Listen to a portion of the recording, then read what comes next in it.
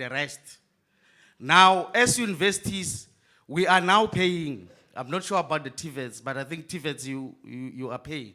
As universities, we are paying. You have been paying Bo Izaka for paying the students.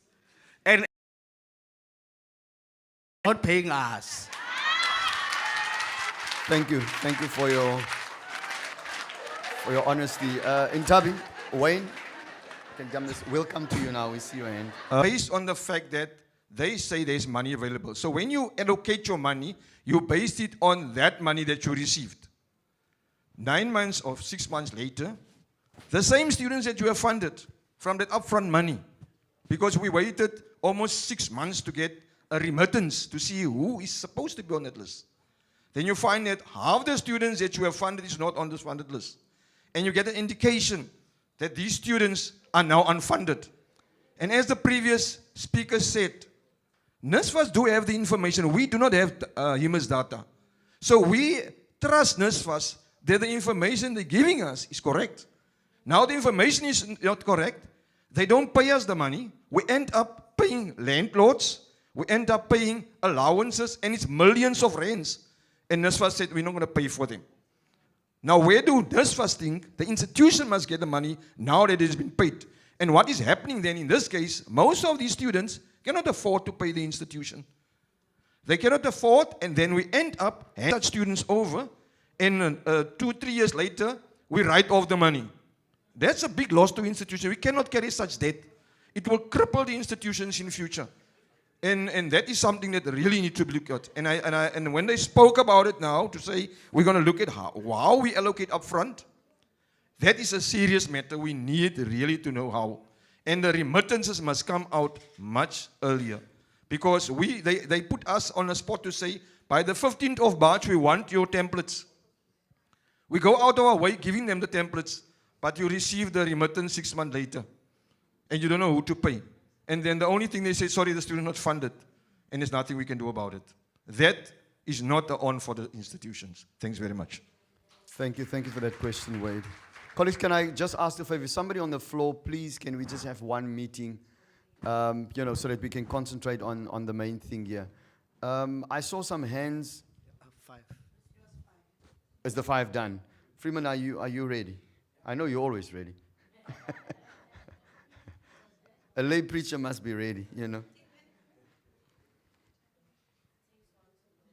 The part of the corporates that want to help, if there's any role we can play, I would appreciate. We still here today and tomorrow, so we can figure out. Sfiso,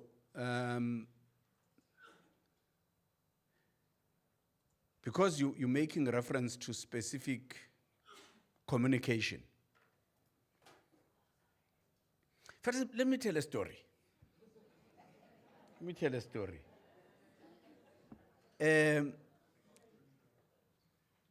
Some years ago, I was engaged in this endeavor, which was going to solve problems for a certain municipality. But the politics were that we were not wanted. Because we were not wanted, people told us how bad we are. So I said to my team, I'm going to ask for all of the bad things we've done. And we'll have a meeting where we take off the gloves, we have a proper fist fight, bone to bone, so that once we've fought and whoever wins or fails, we now know where your place is. That's how we used to solve problems in the past. You get out there, you battle it out. From that day onwards, when you speak with a lot of respect because you know. So I called this meeting and then we sit there. They raised 24 issues that were the things we did wrong. There was somebody very senior in the room. So they outlined all of the 24 things in the meeting. So I started with issue number 1. Issue number 1, I asked my team, come. They answered, they provided evidence. Issue number 2, they answered, they provided evidence. Issue number 3, when we got to issue number 18, the senior person in the room said, there was not a single thing that these people had said that was correct. Not one. When we got to issue number 18, the senior person said, no, we're going to waste time in this meeting. Can I meet with my team separately so that I can find out of the 6 remaining items? Is there something I can beat you for? And the truth of the matter was there was nothing. Now, when you have an impasse that we are having between NSFAS and institutions, it's easy for people in NSFAS to say to me, this is what Eguruleni East is done. But when I meet Sfiso at Eguruleni, it's easy for Sfiso to say, this is what I have done, and your institution is bad. I've lived through this in my life. Even my life as accountant general. We started having meetings with Auditor General, which we called them fist fights. That was the framing of the meetings. So that we can come into the room and we don't hold anything back. We speak the way we feel. So I want to invite Sfiso that Hlachwayo is here and some people that are working on this issue. Can we sit with you? And then you've already told everybody how bad we are. If in the meeting we find out that you're the one who's bad, we're not going to raise issues that we see as things that are happening, but we're not raising those to blame anybody. We raise them as happening, but we're not raising those to blame anybody. We raise them as observations. So what I pick up when I talk to my colleagues at NSFAS is that it's easy for them to say, so-and-so did not do this. I was talking to somebody the other day, he says, I sent it to IT 2 weeks ago. I said, no. And IT was sitting in the room. And I said, no, I don't care, I don't want to hear. After IT did not respond, what did you do? Did you follow up? Because it's easy to justify ourselves by blaming others. So, this is the thought that I want us to have. Because of the pressures we have and the limited appreciation of the challenges you face, we will say, let's do this thing by next week. You can come back to me and say, no, next week is not going to work. So I've made a mistake already by pushing you to next week, and next week is not going to work. But you can then come back to me and say, okay, next week is not going to work. Can we look at the week after? But that's me and you. Everybody else may be able to respond. And this is because the information we're looking for in a perfect world, and I want to preface that by that, in a perfect world, this information should be readily available. Because that's the information that you've processed as an institution. So let's figure out how do we find a way of working together. Yes, at times it's going to be a little bit painful, but let's do so. So the deadlines sometimes get set because we're thinking about ourselves, not so much about you. But they can be negotiated in some places. Millie, Hlachwayo is here. I think you will have to have a conversation with him around CPUT. But, CUT, sorry. But while I accept that there is a sense in which we cannot be 100%, with technology we can. And that's what we should be aiming for going forward, because we've got specific information around how a student is funded and what student is doing and so on. We've got that information. So as an institution, you want, for every student that you have, you want to make sure that that student's obligation is accurate. So because you want to show that that student's obligation is accurate, you then give me that accurate information. That gives us 100%.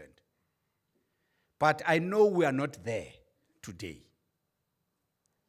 We need to be working together to get to that point. We should still aim for 100%, but then there will be some things that fall off in the periphery. What will happen with direct payments? We want direct payments that are properly direct payments. We then, in May, so for universities, we we asked universities, I think as early as February, to manage that for us. We remained with TVET colleges, and it was painful. So we then using our banker. This thing should be a really basic thing. I was having a conversation with some colleagues over the weekend. This thing is a basic thing. A student applies for a bank account wherever. All NSFAS has to do is to tell its bank to send the money to the student's bank account. Simple. There shouldn't be any complication about this thing. You begin to create complications, you are creating opportunities for people to benefit. So direct payments, for as long as I have anything to do with it, will continue. Now, there was a question later that we're using universities are handling this, because we still are having an interdict. So one of the service providers that had won the so-called direct payment tender took us on interdict. Izaka, in fact, it's in the public space. So we do need to get over the legal processes and then come back and implement this properly. We are holding back because if we proceed now without the court processes being finalized, we are now in contempt of court. We would be in contempt of court, sorry. We would be in contempt of court. So it's the legal process that is delaying us there. The unfunding of students, I understand very well what you are saying there, Johannes, and we want us to get to that point. Now, there's a few categories. The one category, that's where our system was not working. The verification process and what your procedures were clear, the rules were clear, but the system failed us. In that, it's supposed to store the information that relates to financial eligibility and use that in interrogation, and that was not happening. We ended up with 11,000 students that were founded, just over 11,000 students that were founded incorrectly as a result of that. 377 of those students should not be funded at all because they fall outside of any of the criteria. The other balance, we've put a proposal, as I suggested in the conversation earlier, on how to deal with them, including the 377. But when it comes to HEMIS, we also have picked up that NSFAS connects to certain data in the institutions. But as I understand the detail, we're not connecting to HEMIS. So we need to connect to, and then it will eliminate the other problems. But HEMIS does get audited. When we mean business, the project team was meeting yesterday to discuss that issue. If you go outside here and you look at the provinces and how many TVET colleges are there for each province, we've got a criteria project team was working on that says minimum 10 institutions per province you're gonna have offices. So Western Cape has got 10 institutions, Eastern Cape has got 12 institutions, and KwaZulu-Natal has got 13 institutions, Gauteng has got 15 institutions. The only other place that comes close is Limpopo, but Limpopo is reachable from Gauteng, so if you extend, you do that. Then Northwest, Mpumalanga, they are within 4 hours drive from Gauteng, so you probably can service them from there. The only two places that you need to think about is Free State and Northern Cape. Free State is 4 hours from Gauteng, probably you can do that, and then maybe you link Northern Cape with the Western Cape type of an approach. So why I'm going into that detail, I'm just illustrating that